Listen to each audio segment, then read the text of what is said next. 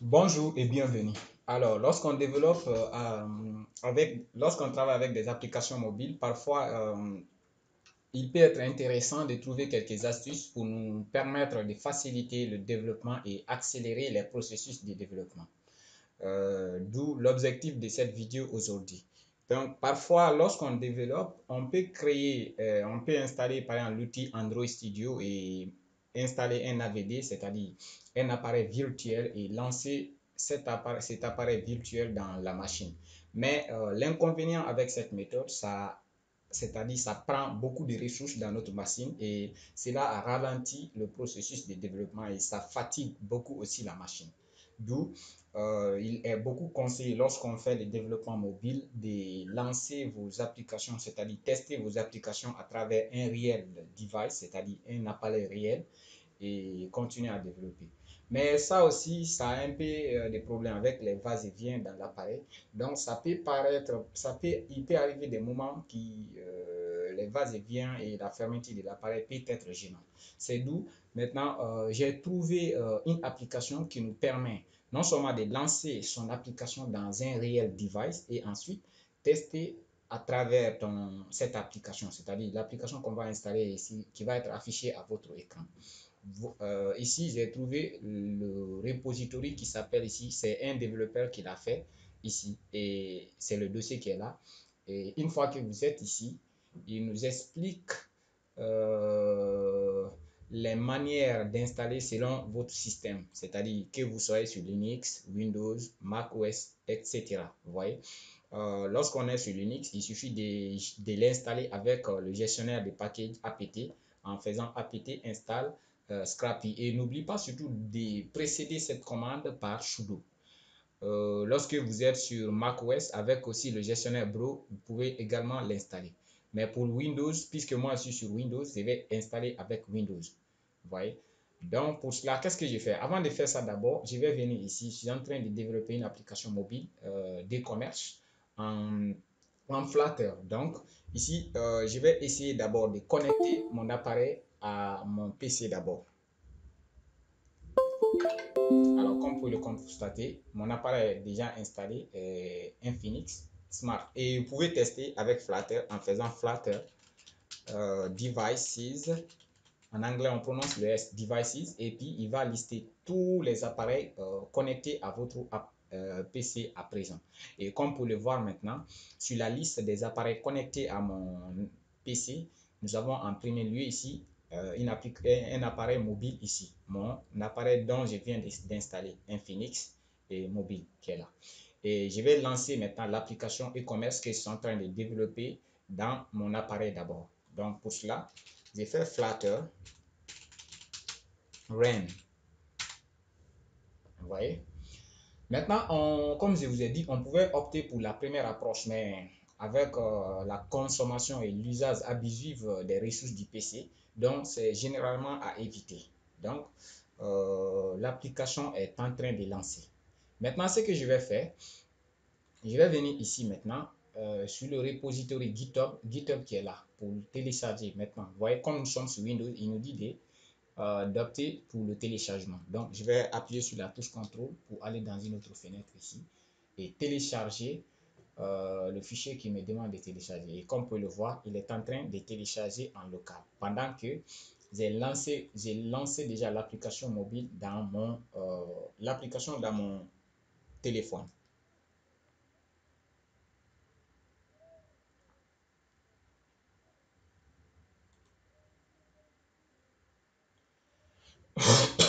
En attendant que le téléchargement et le lancement soient finis, on va défiler un tout petit peu ici. Voilà. Tu vois, il dit que le paquet est valable, donc on peut le lancer à travers cette commande. Et maintenant, comme vous pouvez le voir ici, dans mon application, l'APK est généré et l'application est lancée maintenant. C'est moi ici dans mon téléphone, je peux voir. Mais dans un instant, avec le plugin ou la petite application que je suis en train d'installer, on pourra voir immédiatement sur l'écran de mon PC également.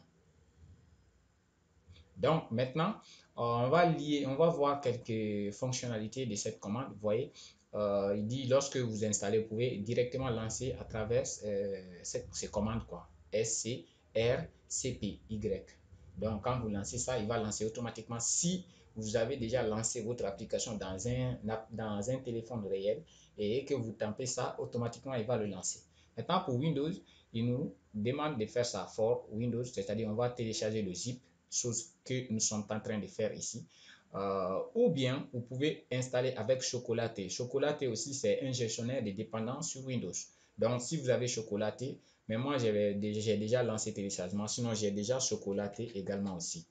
Par exemple, si j'ai fait Choco-V, vous voyez, j'ai la version, donc je pouvais opter pour les deux options, mais j'ai opté pour le premier, c'est-à-dire j'ai téléchargé le zip. Et pour le moment, on est en train de télécharger. Maintenant, sinon, on pouvait aussi faire avec Choco install et puis on met cette commande-là. Il allait l'installer et puis installer cet AVD qui nous permet de lancer directement l'application. Vous voyez, ce qui est là maintenant. Donc, pour ne pas trop allonger la vidéo, je vais mettre en stop en attendant que le téléchargement de ces fichiers ou de cette application soit terminé.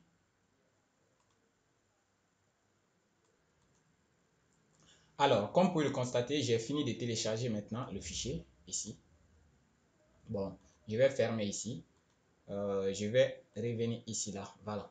Je viens dans téléchargement. Et comme vous pouvez le constater, je viens de télécharger ici. Voilà. Je peux même supprimer celui-là. Je coupe celui-là ici. Je vais couper là. Je vais venir au bureau. Au niveau du bureau, je viens directement dans mon dossier personnel ici. Voilà. Ici, puisque c'est beaucoup plus protégé, donc je vais créer un dossier du même nom, c'est-à-dire S, C, R, C, P, Y. Donc, si vous vous rappelez bien, lorsque je viens ici, ça s'appelle SCRCPY. J'ai créé maintenant le dossier de ce nom. Je vais coller le zip que nous venons de télécharger et je vais extraire ce zip ici. Extract, here. Là, comme pour le constater, on a tout ce qu'on a besoin. Donc, je vais supprimer maintenant ces zips que j'ai plus besoin. Vous voyez? Maintenant, qu'est-ce qui se passe? Pour lancer maintenant, puisque l'application est lancée dans mon téléphone maintenant, ici, pour lancer maintenant dans mon PC ici, il suffit d'exécuter le fichier exécutable. Quand j'exécute, automatiquement, il va, voilà, vous voyez mon téléphone. Quand j'ouvre mon téléphone ici, et automatiquement, vous voyez l'application. Au fait, je suis en train de développer une application de commerçant ici. Quand je clique continue, tout ce que je fais, que ce soit du côté de mon écran ici, je vais voir ici, ou bien je peux manipuler de l'autre côté, dans les deux sens. Vous voyez, c'est l'avantage de ça. Donc, on est en train de voir et ça nous permettra d'accélérer le processus de développement. C'est-à-dire, je peux mettre mon code de côté ici. Je vais essayer de redimensionner mon IDE ici. Vous voyez, et je peux mettre l'appareil à côté ici et je peux faire ce texte. C'est au fait l'avantage de cette application quoi. Donc, je peux voir les fonctionnalités. Mon téléphone s'est mis en veille. Je peux voir les fonctionnalités de mon application pour le moment. Vous voyez, je peux manipuler à l'écran ici comme je le fais de l'autre côté. Quand je viens dans la catégorie téléphone informatique, je peux venir ici, détail, ici. Je peux voir tout ce que je veux. Vous voyez, c'est vraiment très intéressant. Maintenant, je vais ajouter un petit bonus à cette application, c'est-à-dire maintenant, je vais essayer d'implémenter la fonctionnalité login avec cette application. Comme vous pouvez le constater, je travaille avec Node.js en backend et le front, j'ai fait une application mobile en Flutter qui va être une application réelle que j'envisage de déployer dans les prochains jours. Donc ici, quand je viens par exemple dans mon API ici, je vais essayer de voir le processus de connexion. Et comme vous pouvez le constater, les catégories qui sont affichées déjà, ils sont récupérées depuis mon API que j'ai développé en Node.js. Ici, par exemple, quand je prends catégorie,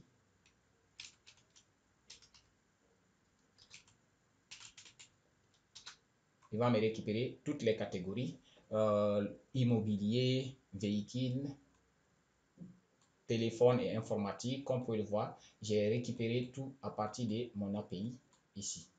Donc, grâce à cette application, ça va me permettre d'accélérer le développement quand je me retourne mes catégories immobilier, ainsi de suite. Maintenant, comme je vous l'ai dit tout à l'heure, je vais essayer d'implémenter la fonctionnalité login ici. Donc, pour cela, qu'est-ce que je fais? Hot, par exemple, login avec mon API Node.js. Je passe en méthode post et je reviens dans body. Et comme vous pouvez le voir, il y a un utilisateur du nom Mohamed et password. Donc, lorsque je passe à post et je passe à cette URL, je connecte automatiquement, il va me générer c'est-à-dire un JWT, c'est-à-dire un token JWT. Par exemple, si je reviens ici, il y a un site qui me permet également de décoder ces JWT pour voir est-ce que mon JWT est valide. Pour cela, je viens dans JWT.io. Donc là, je vais venir ici vérifier est-ce que mes tokens fournis par mon API sont valides avant de passer à la connexion avec mon application mobile. Bon, la connexion est un tout petit peu lente. Voilà, j'ai collé mon JWT. Comme vous pouvez le voir maintenant, le username est là. L'admin true, c'est l'utilisateur admin, ainsi de suite. Parce que ce sont ces informations-là que j'ai ajoutées dans mon API Node.js. Quand je viens dans user ici, c'est ici se passe la connexion avec Passport, Passport, le middleware Passport local ici. Vous voyez, j'ai mis user ID, username et admin. Ce sont ces trois champs que j'ai mis. C'est pourquoi quand je viens ici, j'ai l'ID, username, l'admin et la date d'expiration du token. Vous voyez, la date d'expiration, c'est un jour. Donc, maintenant, on va simuler ça avec nous allons essayer de simuler ça maintenant avec Flutter ici. Donc, je vais agrandir l'IDE ici. Maintenant, qu'est-ce que j'ai fait? Avant de continuer d'abord, au fait, lorsque vous développez aussi, il y a quelques bonnes pratiques qu'il faut adopter pour vous faciliter le développement de l'application. Donc, ici, j'ai utilisé ce qu'on appelle des providers en Flutter. Vous pouvez voir déjà, il y a la classe 15 Notification Provider qui nous permet de rafraîchir chaque fois que l'état des données change. Au fait, c'est comme si c'était un peu inspiré de l'approche Redux lorsque vous travaillez généralement avec React et avec certains frameworks ou librairies JavaScript. Donc, c'est pour centraliser les données. Maintenant, j'ai essayé d'implémenter le provider qui est là, Store Provider ici. Donc, c'est ici, je centralise tous mes données.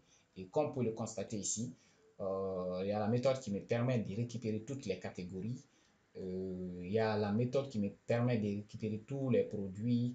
Il y a la méthode également qui me permet de récupérer des produits par catégorie, ainsi de suite. Donc, sans plus tarder, je vais essayer encore de faire la méthode qui me permet de faire le login. Donc, pour cela, je prends une des méthodes déjà qui est déjà faite ici et je l'adapte simplement à mes besoins. Donc, je copie, je viens coller ici. Et ça, je n'en ai pas besoin puisque ce n'est pas le produit que je vais chercher là.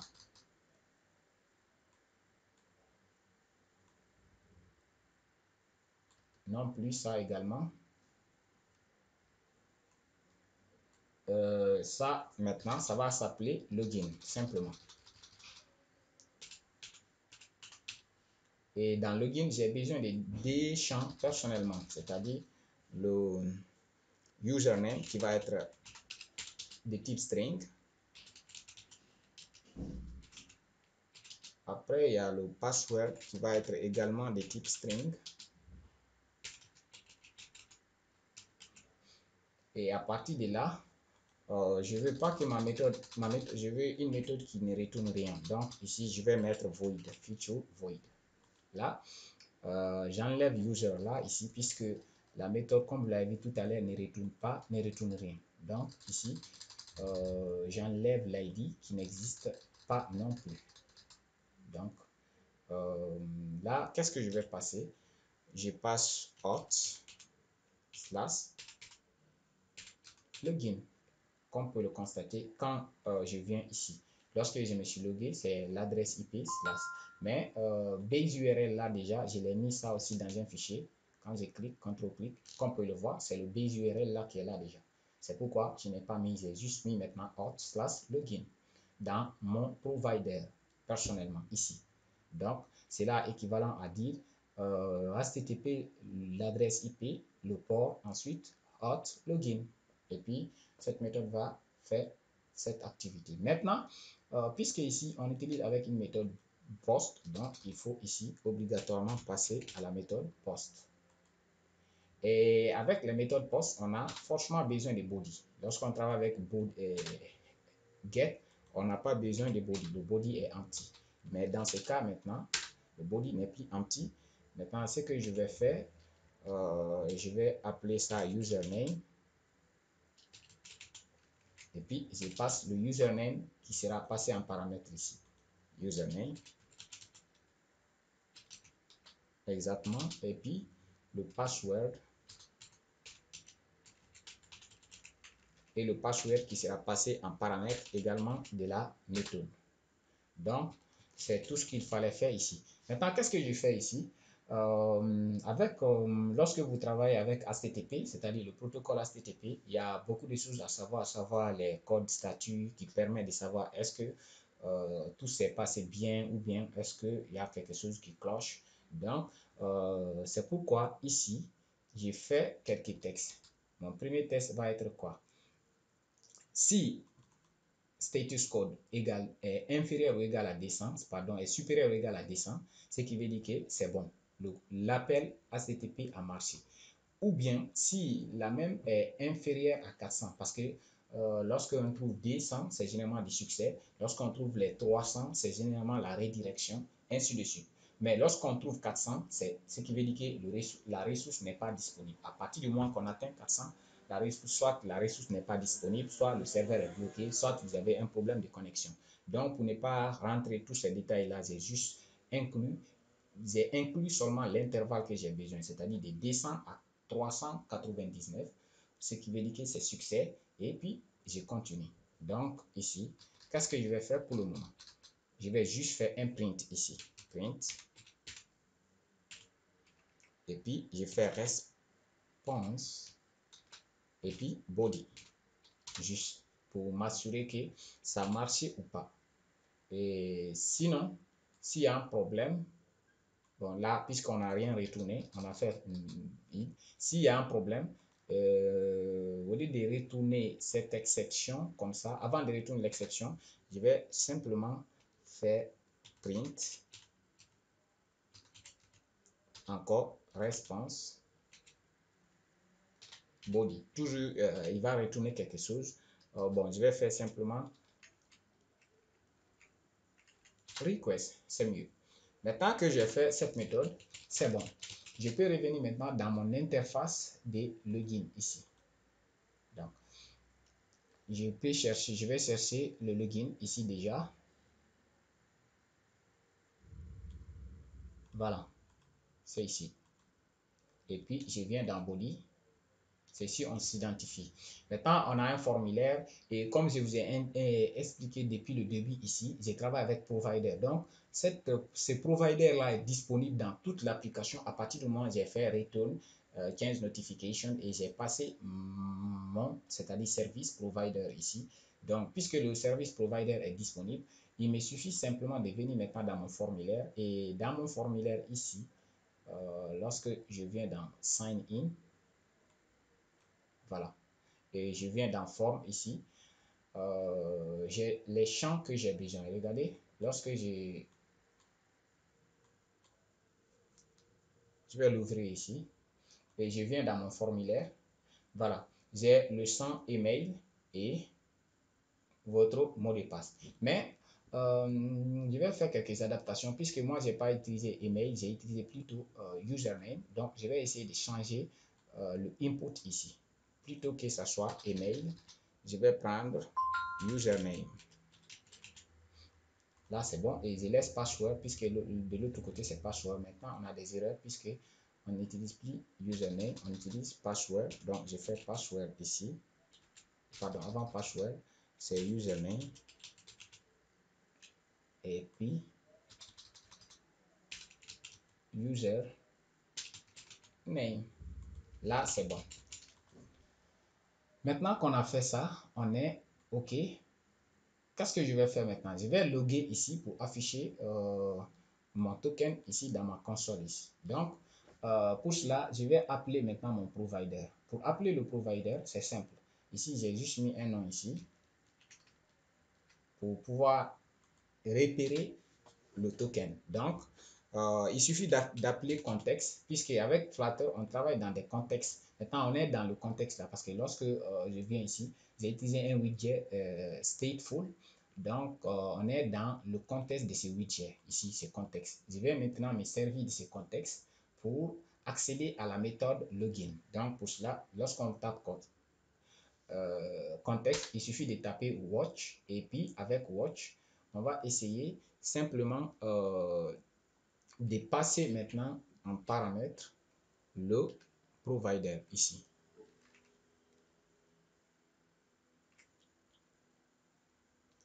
Ça s'appelait store. Je vais faire, voilà, store provider. Voilà, parfait. Et puis, lorsque je fais store provider, j'ai maintenant accès à tous les attributs et toutes les méthodes. Donc, il me suffit de taper login et automatiquement, il me les a mis. Mais on constate un problème ici. Pourquoi? Parce que au niveau du paramètre de ma classe ici, j'ai passé les variables qui ne sont pas requises, c'est-à-dire optionnelles.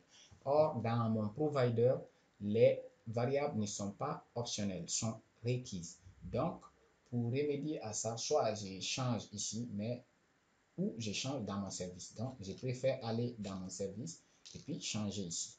Et pour cela, il n'y a pas plus simple que de mettre les points d'interrogation pour dire que ces variables sont également optionnelles. Donc, à partir du moment qu'on a fait ça, on est bon. Je vais venir maintenant dans Sign In et puis Form, parfait. Et on n'a plus d'erreur. Donc, je mets ça maintenant. OK. Et puisque dans cette méthode, j'ai fait un print, je vais vérifier maintenant. Est-ce que ça marche ou pas? C'est-à-dire le token qu'on a ici. Est-ce qu'on va trouver ce genre de retour? Success, true, token, message, vous êtes bien connecté, ainsi de suite. Donc, à partir du moment qu'on a fait ça, on est OK. Je vais revenir maintenant dans mon application ici, côté téléphone. Je vais enlever, je vais le mettre je vais décocher en veille. Maintenant, je ne vais pas me fatiguer. Je viens toujours dans Postman, puisque le username, c'était le mail là, par exemple. Bon, je vais coller, je vais écrire, puisque je n'arrive pas à copier-coller. Voilà, ça est là. Le password, c'est password. Donc, maintenant, je peux fermer. Et lorsque je clique, voilà. Et puis, j'ai imprimé console log. Maintenant, je n'ai pas le retour ici. Watch, provider, login. Donc, il y a quelque chose qui cloche.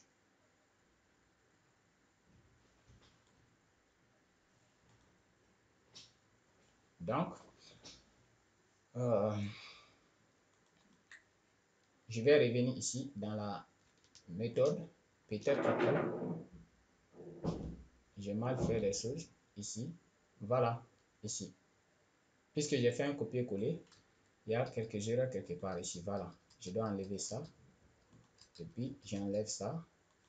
Simplement, je laisse celui-là comme ça. Parfait. Et puis, je redémarre l'application. Maintenant, il y a une erreur quelque part, value, je n'ai pas changé le formulaire.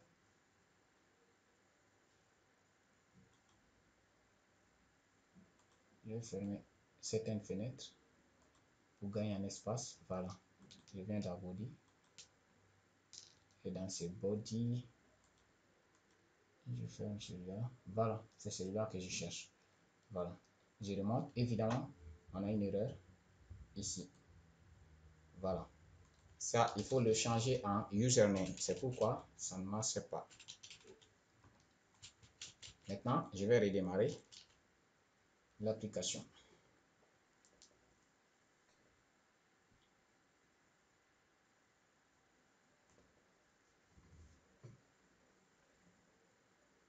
Alors, comme vous pouvez le voir maintenant, je suis à l'accueil puisque l'application a redémarré de nouveau. Voilà. Je reviens dans Login, en bas ici. Et puis, j'ai saisi les identifiants.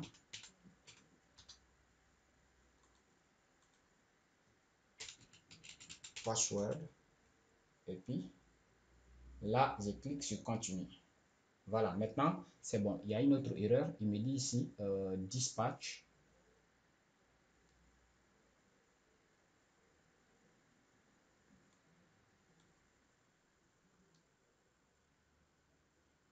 Voilà.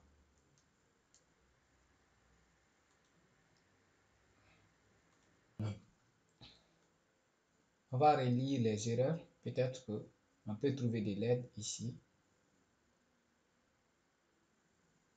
Voilà. Ici, à partir d'ici, commence à fixer. Voilà. Ici, on dit d'utiliser plutôt ça. Provider, contains et puis listing false. Donc, on va juste copier-coller celui-là. Et puis, je remplace l'ancien appel par celui-ci. Donc, pour cela, je vais faire maintenant le login.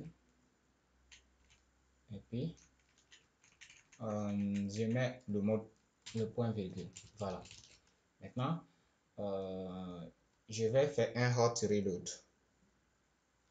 Je vais même diminuer ici et redescendre. On appuie là, donc CTRL R. Et je vais déverrouiller mon téléphone. Voilà. Voilà, c'est bon. Maintenant, comme vous pouvez le constater, je vais cliquer sur OK. Voilà. Je reviens ici, Login, en bas. Et puis, je retape encore les identifiants. Voilà. Et puis, je passe le mot de passe. Et puis, ensuite, je valide.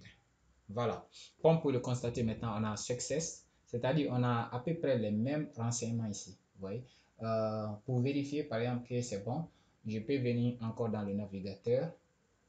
Voilà, je vais supprimer l'ancien token que j'ai fait avec Postman. Cette fois-ci, je vais prendre le token qui est dans ma console ici. Donc ici, c'est le token jusque là. Voilà, ça c'est notre nouveau token. Donc, je reviens coller ici. Et puis, comme vous pouvez le constater, c'est bon. Maintenant, je peux même voir la date d'expiration et la date de création. Voilà, c'est vendredi à 0h05 ici, c'est-à-dire à 23h15 ici. Vous voyez? Donc, la prochaine étape, ça va être quoi? On pourrait utiliser par exemple quoi pour stocker, persister, c'est-à-dire dans le file system de l'Android ou de iOS. Maintenant, il suffit d'utiliser Flutter Secure. Donc, qu'est-ce que j'ai fait là-bas? Je suis venu dans la partie Installing et puis j'ai pris juste ça, cette dépendance. Je l'ajoute simplement dans YAML. Je vais agrandir ça pour le moment. Et je viens ici, j'ouvre le fichier YAML. Au fait, c'est comme le package dans des projets Node.js. Donc ici, j'ai ajouté celui-là, ce package.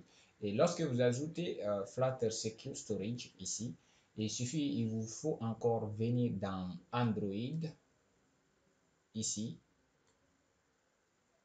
App, et puis Build Gradle. Et puis là, avant c'était 16, la version minimum JDK c'était 16, donc il faut le mettre à 18, sinon votre compilation. Alors comme vous avez pu le constater, vraiment tout est bien documenté. Donc ici par exemple, ils ont des exemples de code ici, comment on peut stocker à travers le file system de votre device réel.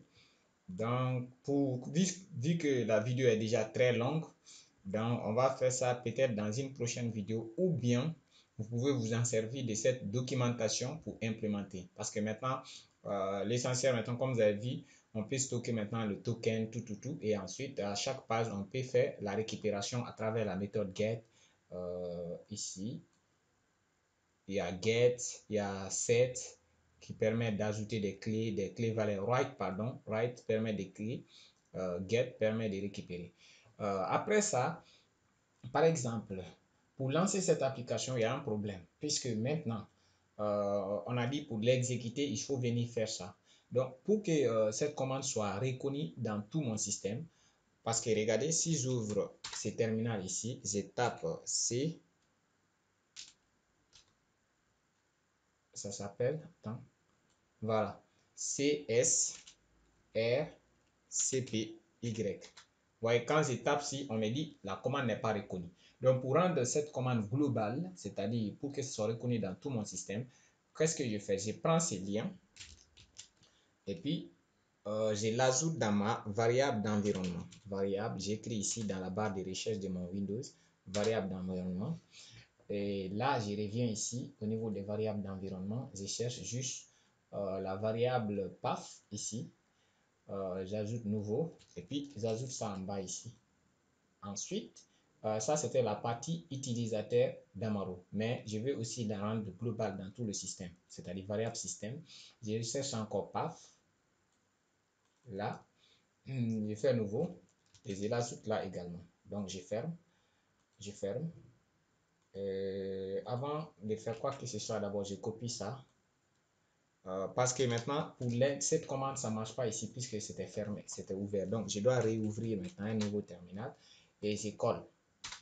Vous voyez, automatiquement maintenant, je peux lancer maintenant, à partir du moment que l'Android est lancé, je peux accéder à cette commande partout dans le système. C'est ce que je viens de faire maintenant. Donc, prochainement, lorsque je branche mon appareil, je lance ici l'application dans l'appareil réel. Il me suffit de taper cette commande partout où je serai maintenant. C'est-à-dire commande SCRCPY. Donc, arrivé là, je pense que vous voyez un peu de quoi on peut organiser ces programmes pour gagner en temps de développement, pour vous faciliter aussi le travail, puisque si vous partez d'un code de base bien organisé, ça facilite, ça vous encourage, ça vous donne le goût de travailler. Mais par contre, si tout est bousillé, mélangé, ça peut être parfois gênant. Donc, c'était l'objectif de cette vidéo. Arrivé là, je vous remercie et on se reprend à la prochaine et merci pour votre attention.